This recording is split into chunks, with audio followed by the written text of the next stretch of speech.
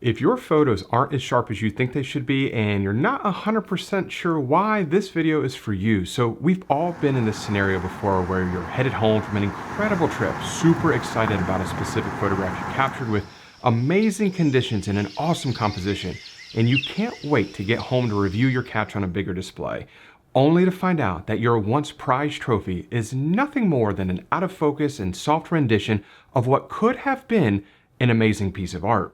And as you begin to run through the potential causes in your mind, you check off each culprit and confirm that, it couldn't be this and it couldn't be that. And you're left wondering if there's something wrong with your camera body or maybe your lens or even both. Well, I'm here to tell you that more than likely that is not the case. But the following 6 things I'm about to cover in this video are probably what led to the demise of your potentially favorite photograph. So to jump right into it, and these are not ranked in any order of specific importance. Actually, well, I guess the last one is the one that kind of tripped me up the most, or took me the longest to realize that it was causing issues as far as overall sharpness when I first got started with photography.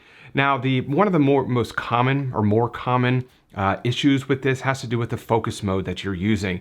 So most cameras have an autofocus continuous mode and an autofocus single mode. And autofocus continuous is definitely best for moving subjects, whether you're photographing racing cars or wildlife or sports, whenever your subject is moving around. But with landscape photography, generally that is a static subject. So using autofocus single is definitely the best way to go. A lot of times if you have it in autofocus continuous, and let's say you focus on a tree or a waterfall, whatever it is, by the time you hit the shutter button, the camera's kind of like hunting or searching for anything that's moving. So if there's a leaf that is blowing or something near your waterfall, your camera might focus on that, or whatever the case may be. But using autofocus single is probably going to be the best route for you. Every camera manufacturer, actually most camera manufacturers call this AFS, autofocus single, or AFC, autofocus continuous. I think Canon is the one that calls continuous AI servo or something to that effect, but most cameras call it AFC or AFS, but that is a big culprit. Now, the second common issue is a higher ISO. So, and I'm not talking about 640 or anything like that, or those kind of lower ISO levels, or what I consider to be lower ISO levels. I'm talking like super high, 25,000, or maybe, I don't know, 12,000. I'm just throwing out numbers here. But higher ISO levels will soften down your photograph. But what's interesting is a lot of times you don't notice this until you really zoom in to the details of a photograph. But if you take an image captured at ISO 100 and compare it to an image captured with ISO 25,000 or something super high, you can definitely see this take effect.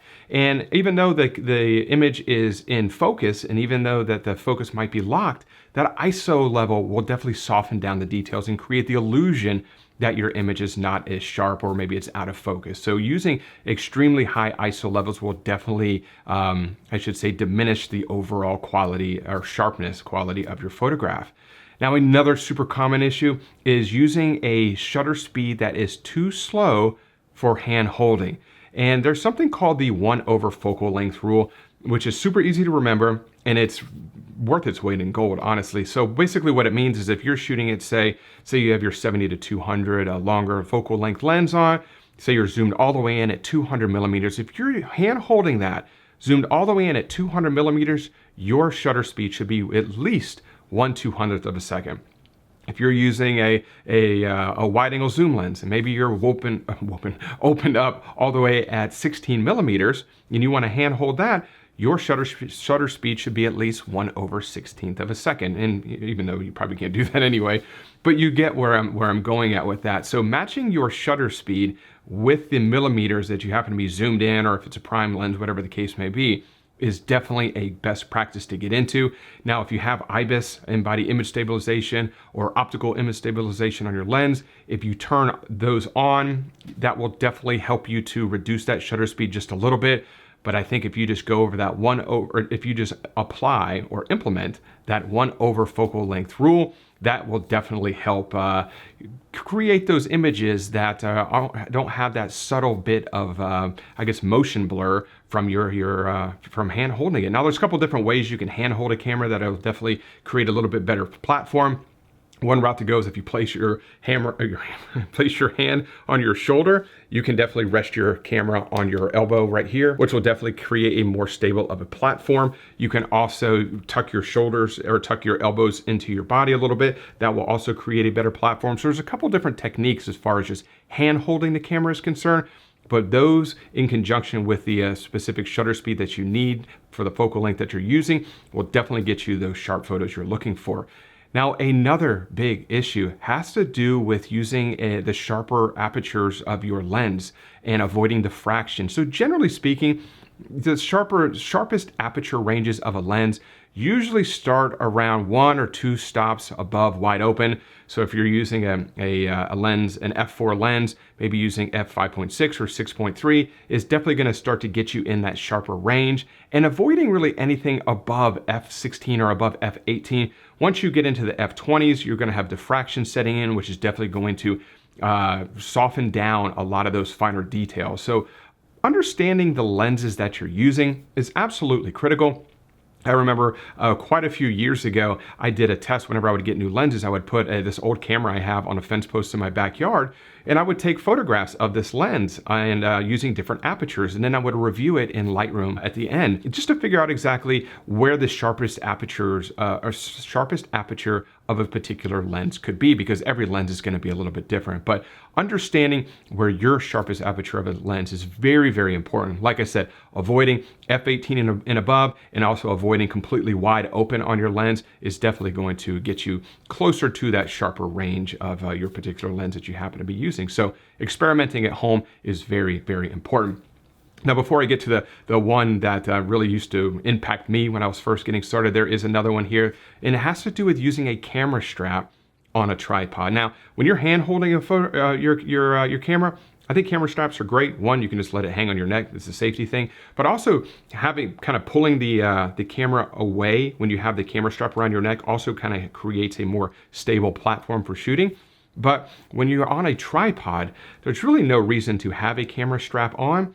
And what happens a lot of times, whenever you're taking your exposure, that camera strap could be moving around a little bit, or if there's any kind of wind or anything, if there's anything that is moving that camera strap, and this is really evident when you're using slower shutter speeds, that will introduce camera shake into your camera, and that could definitely soften down your photograph as well. So I use these Peak Design capture clips for my camera straps on my camera, which makes it super, super simple to take those straps on and off in a relatively short amount of time.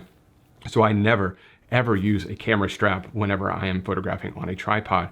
Now, the one that really used to trip me up, I guess it was something that I didn't realize I was doing for a number of years, and it has to do with not using a delayed shutter on my camera. So I never use a remote shutter release, just because I don't like to have to carry it around, and it's one more thing to plug into my camera, and I'm always trying to avoid that. I like to keep things as streamlined as possible. So I always use a 2 or maybe a 10-second delay on my shutter button. And the reason that's so important is if you're not using that, when you hit that shutter button, that's also introducing just a little bit of camera shake. And once again, if you're using a fast shutter speed, this is probably not going to be an issue. But with landscape photography, oftentimes you're shooting in dimmer lighting situations around sunrise or maybe around sunset.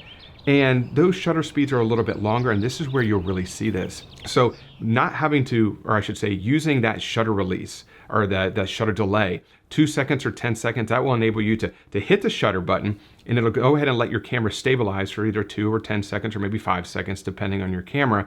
And then that will give your camera the ability to settle down a little bit, and then go ahead and take your exposure to keep that rock solid platform in place. There are a couple ways to, obviously if you just take your finger and mash it down on the shutter button, that's probably gonna create the most camera shake. Really, if you just put your finger near your shutter button and kind of roll your finger over, that's definitely a way to kind of just softly hit that shutter button. But it's kind of a moot point, honestly. If you're using that delayed shutter release, that is a fantastic way to give you the ability to mash that shutter button however you choose, and give the camera enough time to stabilize. And then I use a 10-second shutter. I drank a cappuccino, an espresso shot a little while ago, and I'm sitting there thinking, man, Mark, you are flying through this. So let me settle it down just a notch here. But I use a 10-second delay whenever I'm using a longer focal length, because usually a longer focal length, one, you have a much more weight hanging on the end of your camera, so give your camera a little bit more time to stabilize. Plus at longer focal lengths, those kind of micro jitters are more evident as well. So when I'm not using a longer shutter speed, 2-second delay.